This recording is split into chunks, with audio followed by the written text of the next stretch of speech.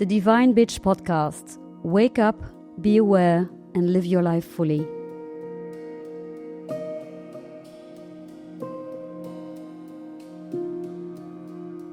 Welcome to a new episode of the Divine Bitch Podcast. Join us when we journey into awareness, explore what it truly means to wake up, expand your consciousness, and live your life with presence. Here we are again, Anja, for a new episode. Today we'll be talking about energetic coding.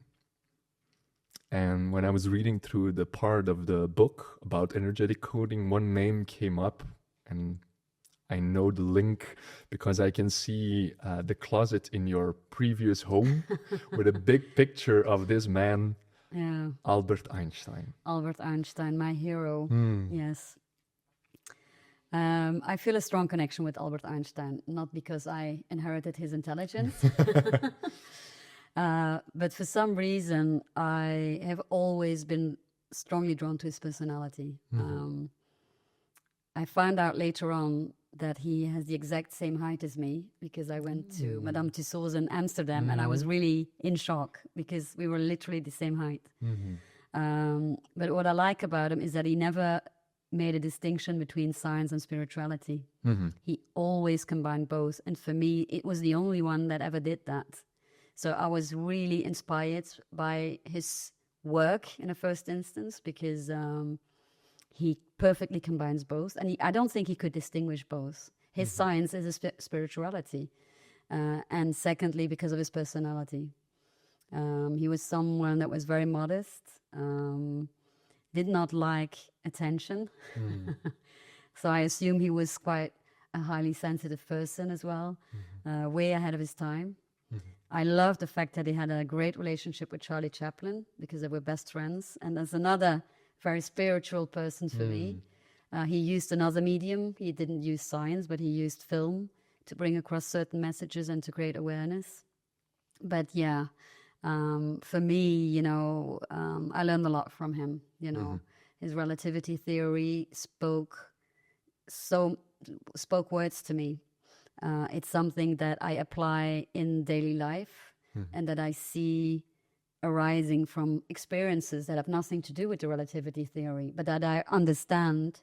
Yes, that's definitely an example of the relativity theory. It's a difficult word to express. I know. Yeah. And from there on, we'll move to quantum physics because maybe he was the godfather. He is the godfather. I have no idea. Yeah. He, from a spiritual point of view, we started to prove using science. And especially in the last maybe 20, 30 years, quantum physics became a lot bigger. They draw a lot of more attention because a lot of other scientists work from the same standpoint too. Yeah, there's this book, What the Bleep Are We Talking About? Something like that. I remember reading it. He was definitely the founder of that whole area of science. What makes it all the more interesting because there is no split between the two. That's how I feel it, at least. But he was capable of turning that into scientifically written documents that were validated by the scientific world. So if he had done that for the next 40 years, I think we would be in a different world today. He gained a lot of respect because he did a lot of evidence-based work. But after that, I think the polarity started pitching in, and then we lost a lot of his work. For me, as an example, when I do authentic movement, so that's a method in psychology that makes us relive experiences from the past. To me, that's proof of the relativity theory.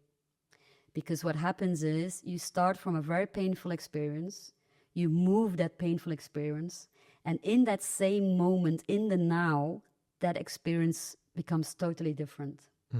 So it means that we can actually fly through time. We can do time traveling. Because otherwise that experience would not have been healed, would not have been transformed. And for him to make sure that the whole scientific world could approves that, for me, that's brilliant. He's a genius. If only he was there still today. He would have been very old. He would have been very old, yeah. But building a bridge already, energy, and actually our energetic body. We've been talking in the previous episodes about the mental body, the emotional body, the physical body. And now we're opening up the fourth part of our body or bodies, the energetic body. Exactly. And like you said, maybe we can time travel, maybe there's no time. So that means that all is here in this moment, and also all the past experiences, and especially the energy about those experiences. Yeah, exactly. Energy is everything. So the energetic body is physically the nervous system. So spiritually, you could say the experiences of the soul. And both are combined, because the more my nervous system is developed, the more spiritual experiences I can actually experience. And a lot of highly sensitive people, they tell me that they have spiritual experiences. They see, feel, hear energies that are not physically present in the room. And when I then explore further, I notice something else, is that highly sensitive people who have a very developed energetic body often experience a lot of trauma. And then it gets really interesting, because it means that we can perceive much more as a human being on Earth through pain, because a traumatic experience is often linked to pain. And then I get confused. Then I stop thinking, because then I say, okay, it means the universe created pain to make us grow, and in return we get these really exciting energetic experiences that perhaps not everybody can have. And then it feels as if, everything is a gift.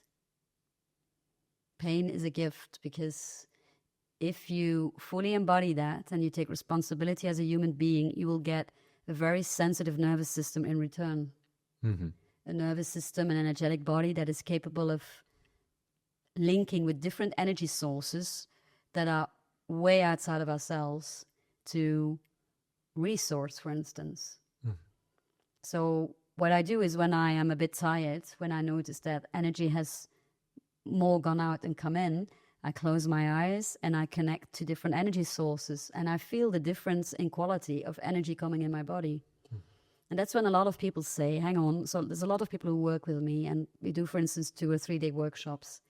And in a corporate world, what I get a lot is, how can you not be tired? I mean, you've taken this almost on your own. I've just supported you and I'm exhausted. And it's because I very consciously work with my energetic body. Because obviously, if you're doing workshops around group dynamics with a lot of people, there's a lot of things are happening. And I feel it, but I also know that my energetic body is capable of resourcing itself by connecting to sources outside of myself. So there's a whole lot of things you can do with the energetic body that makes it very practical to move through life. Can you give an example of an exercise or? The one that I just described. So basically what I do is I close my eyes, I do some normal breathing, I exhale a little bit longer than I inhale, so my out breath becomes a little bit longer. And then I express a clear intention in silence or out loud. For instance, I connect to the planet I was born from, or I connect to the source, or I connect to my higher spirits. So different sources to resource my body. So the intention is very clear. I connect to what type of source to do what. It can be creating balance, it can be resourcing my body, it can be healing pain, and so on and so on and so on. Then I just close my eyes and I observe. I actually do this exercise with a lot of my clients who are not necessarily spiritual. And I have not had one client who could not tell the difference between the different sources of energy. So you feel the energy flowing through your body. This could be a very easy one. That's a practical example. I think it's also in the book, to be honest. Yeah. Very easy one to start with. An easy one, yeah. Keep it simple and stupid. Yes. Yeah. from the energetic body to energetic coding. Yes, interesting. So we are all coded a specific way. Our DNA has specific codes, so numbers that follow up. More and more scientists have discovered that people that are born today have an energetic code with spaces in between. So where there's, for instance, 17621, there's 12 space, 76 space, and so on. So there's different spaces. And what they have discovered is that those spaces have a wider range of connecting with other energetic spaces of other DNA strings. So they've tested this in a laboratory, which is really fascinating. It means that our energetic coding, which is the basis of our human being, is changing a lot. And when I talk about energetic coding, I feel vibration in my body, even when I mention it. And it's the same vibration that I feel when a new person walks through the door. Yeah, my energy will adjust to the energy coming in. Now, there's a whole lot of research about that as well. If you've heard about the Schumann resonance, you will learn that Earth itself has an energetic code, an energetic field, the pulsed electromagnetic field, that vibrates, that changes, and that interacts with all of us. That field connects to our nervous system, our energetic body, to heal and activate cell renewal. Yeah, so that's science. Yeah. So our energetic body has a lot of capacities to heal itself with sources from the inside, but also outside of ourselves. And I find that really interesting because it means that no matter what illness can be healed.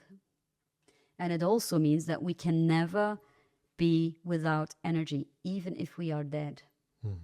Because we are connected, we are constantly providing energy. So it makes it fascinating to talk about the afterlife in that sense. Yeah. That's not the plan for this episode, but it is interesting. That's true. It would take us too far. Not too far, but in a different direction. Yeah. I want to go to the next part of energetic coding, and it's a word that you're using a lot in the book. Is alignment. And one of the statements I want to start with is alignment is no luxury. It's self-respect in its highest form. Yeah, exactly. I mean, we all know what it's like to be disaligned, don't we? I mean, we've been to a party and we are completely dead when we come home, you know. We feel that we lost all our energy during that event. That's an example of disalignment. You're doing things that do not feel right for yourself, and your energetic body will lose energy because of it. We are aware of it. You may realize it early on. You may realize it when it's too late and you already lost the energy. But we always know. Continuing doing what you did before that made you lose that energy is basically raping yourself. Let's face it. Because you did notice that your energy went down. You had to sleep. You had to do something afterwards to feel better and so on. So why not try and figure out what energy works best for you? Why not turn things around and say, okay, I have this beautiful energetic body that tells me immediately what works for me, what doesn't. So why not fully trust on that? Because how would I feel if I surround myself with people who have a similar energetic coding or who have the capacity to lift me up? It's all a matter of choosing in the end. And you will not be able to change your energetic code. It will vary over time, but you cannot say, okay, just shut it down. I don't like this person. Let's meet up anyways, because, that doesn't work. So yeah, try and use it as an instrument, I would say. And as a part of self-acceptance. Yeah. Your type of energy is not something you can change. It's something that you can only learn to accept, and from there on follow it and work with it. That's a good advice, especially for highly sensitive people. A lot of highly sensitive people, they struggle with that. So why can't I not be normal? Say, well, what's normal? Try and see how many people are highly sensitive today. So that will be a good way of looking at it.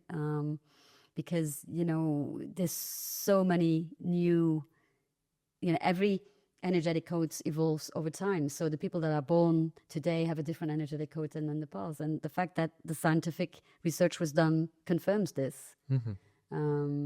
So yeah, it's fascinating to accept yourself in full, for sure.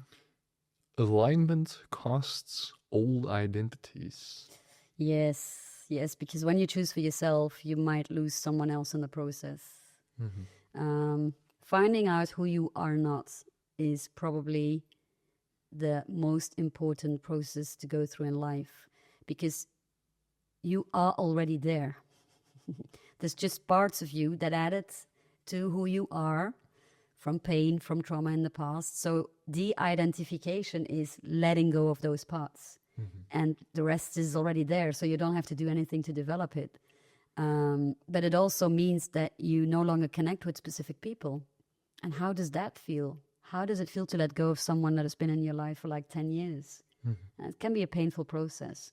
How do I deal with a job that no longer suits me? Because I need to make money. How do I do that? And how do I go in a direction that will make me shine, will make me vibrate more? It's quite some good questions, but I usually say go with that gradually. You don't have to drop everybody in a second. You just, say goodbye, do your griefs, because you cannot just, it'll hurt if you have to let go somebody, specifically if you're highly sensitive. But take your time to grieve, and also balance it with meeting new people who do feel good for you, or changing a job to, even if it's part-time, that gives you energy, or do some work that maybe doesn't bring you money at once, but for you to figure out what it is that you need to feel happy. And isn't it even more about how you do or how you are instead of what you do? True. More and more, I mean, personal growth will lead you to a state where being is more important than doing, where your presence will make the difference. I mean, there's loads of therapists out there, but why do people choose you? It's not because of the techniques you apply. It's because their energetic body resonates with yours. That's what it is. So your coding will attract a specific type of people. And then you realize also, I don't have to apply, I don't have to do. Being in a space together with that person, someone that resonates well, makes it a lot easier also to be in the moment and to let the healing process take place itself. And from there on, something that I find very important also to share is that insight without safety blocks embodiment. Yes.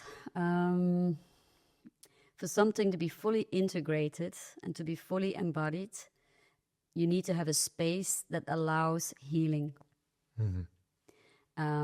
Without it, your mental body will have had more information, but your reality has not changed.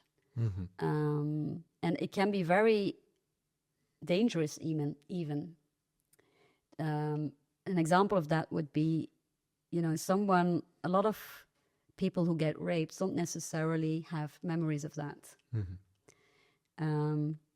So when I have a client who all of a sudden gets a memory of a rape, I will not immediately confirm it.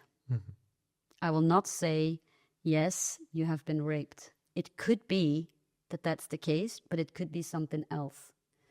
And I had a client here who broke with his entire family for years, about 30 years, because he had had an experience when he was in therapy as a teenager, and the therapist said, you have been raped. So he closed connections with all of his family members, so he was no longer in touch with them because it was a member of the family. And then we had a session, and he had that feeling again. I stayed with it. I just observed his body and didn't confirm it. Later on, he got another visual of him being a young boy, being given a medication via a suppo, which is can feel like rape, because it's a parent putting a finger inside of the child to put the medication into the body. It's very invasive. Huh? It's very invasive, but this was not with the same intent. The family member had done that to heal the child. And that's typically an example of you need safety for an experience to be fully embodied and to integrate the experience, because it's not just a mental process. And therefore, don't really always confirm what a person thinks it is. The body will tell itself. Yeah. If you see images later on of rape and you see tension on specific areas of the body, then the body will say that. It's not up to you to confirm mentally what is there. It's a very dangerous thing to do, even. Yeah. The statement of, you talked about Gabor Mate already. One of his books is "The Body Never Lies." Exactly. Yeah. And I can only relate for myself that I've been in the position to try and understand and explain everything in a mental way. And that's why I really wanted to use this sentence, because it was a very frustrating experience for me, having the idea that I could understand what was happening or what I was experiencing and not being able to change anything. Yeah. Yeah, because the other three bodies need to process it as well. Yeah. And the mind is strong now.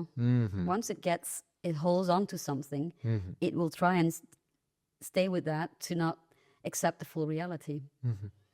So it's, as a therapist, it's up to us to really open up those three other layers to make sure that it can become fully integrated. Yeah. How would you suggest, probably to the listeners, to take their first steps in their process of alignment?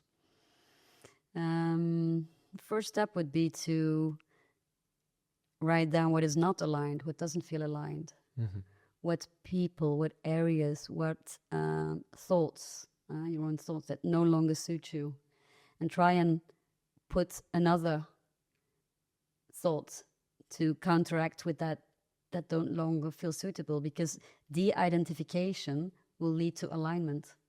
So, and what no longer suits you. So write it down and really challenge that as well. Make sure that you don't stick to the already known, the tried and the tested. Because alignment is three bodies working really well together. What you feel is what you think is what you will do, and then a new experience, the energetic body experience, will be joined, and that's where your soul comes in. That's where the four come together. So de-identification means write down what no longer suits you. A really good exercise in that, it's also explained in the book, is shadow work. Shadow work is really suitable for that. So I did a lot of that to de-identify specific parts of myself, and it was really powerful. Dressing up, for instance, like a person you really dislike for a week is a really good way of de-identifying who you are not. Imagine you have a total dislike for a person. It could be the president, whatever, I don't know who. Dress up like that person and act like him for a week at home, or if you can, wherever you want, is a good way of feeling what no longer suits you. Very much stronger than any mental process whatsoever, I would say. Yeah. And from there on, resistance is protection. Because resistance, if you dress up like, used the example of the president or any president, you'll notice that you want to resist. Yeah, for sure. Resistance is often really, really strong. I did a lot of shadow work, and I got physically sick of the exercise. I hated shadow work itself because I would feel a lot of pain in my body, and I didn't want to feel that pain anymore. I thought I was over it. But some small parts of that symbol that I was dressed up into were representing that, so I could feel that in my body. And resistance is, again, a really strong guidance. So And how could you share your own experience, the difference between resistance that is actually inviting you, compared to your will that wants something Yeah. or that wants to keep you away?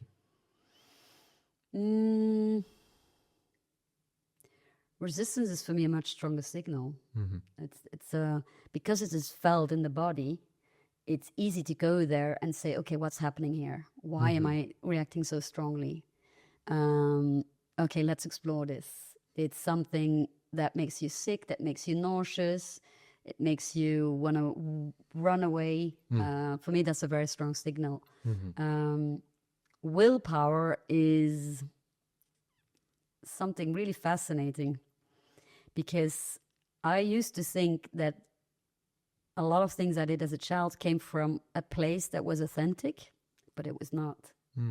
There was a lot of willpower, so the red energy that was making me do things.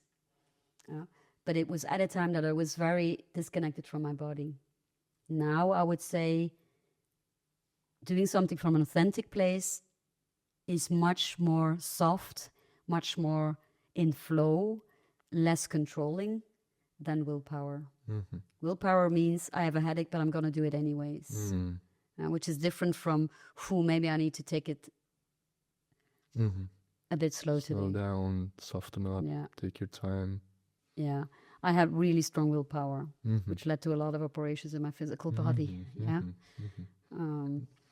I sometimes find it challenging for myself, like, okay, is this resistance and I want to move through it, or is this a mental concept? Is this a story, and is it actually causing me more harm to push through?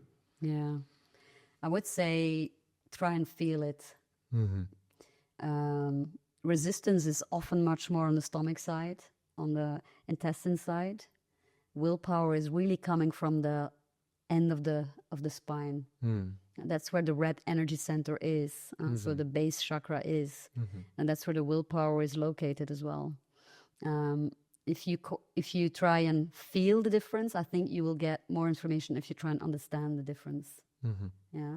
And willpower is good. We sometimes need it, but you cannot be, have that all the time. You can, but it becomes very expensive. Yeah, exactly. You will pay the price for that. You'll for pay sure. the price, without a doubt. True. What is the last thing that you want to share with the listeners about the topics that we talked about energetic coding, alignment, and the energy body? Yeah, I think it would be good to explore frequencies. There's a lot of specific frequency music that can be found on YouTube or Spotify. Try and meditate with that kind of music. So there is a solfeggio frequency that has a really good connection with the energetic body for healing. And try and put these different frequencies on and feel what that does to your body. It's a good way to start understanding how your body vibrates. The first feeling is to experience vibration yourself in your body. Yeah. And with these frequencies, how do people know themselves? What is the optimal frequency for them to resonate with at the time that they're using it? Because there's a lot of different frequencies.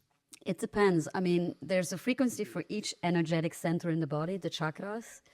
But obviously, if those centers are off balance, you will be drawn to another frequency.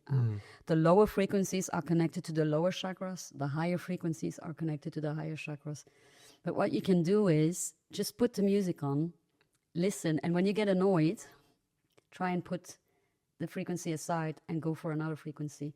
Because from the number of frequency that you are actually enjoying and listening to, you can make the link to your own energetic body. And then you understand, I see that my heart center is off balance today. And that's why this frequency music is resonating really well now, because it's healing. Yeah. So do some study on it, because there's basically about 9 very strong ones. And they're so easily accessible. I think that Wilson Smith, I think he makes music in a specific frequency only, because he is connected to that line best. So he's made a whole career out of that. So just experience it.